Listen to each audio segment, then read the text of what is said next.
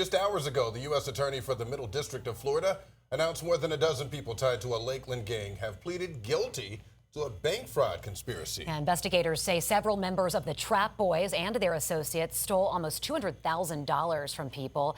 10 Tampa Bay News reporter Angelicia Bruton shows you how investigators took down this operation.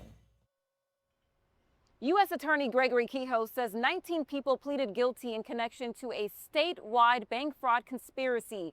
He says the group stole money from banks, businesses, and vulnerable people, all in their own community.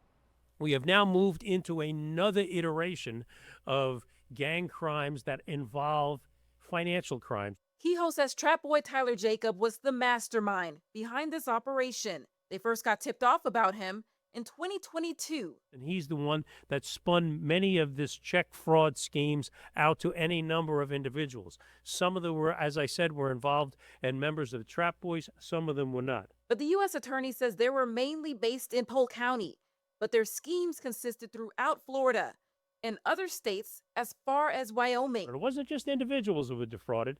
Businesses were defrauded. Who? Insurance companies, law firms, construction companies, and auto shop companies, public school districts, colleges, and state agencies. All of these people were victims of the fraud. Over 2 years, Kehoe says around 26 banks and more than 200 victims were defrauded out of $200,000, targeting deceased individuals, residents of assisted living facilities, and people deemed mentally incompetent. He says the group attempted to steal more than $1 million before investigators stopped the scheme. Unless you stay on top of this, unless you continue to press and investigate, I would see this expanding. But efforts like this will cause people to think twice. The U.S. Attorney says that Jacobs has not been sentenced yet, but he could be facing 20 years in prison.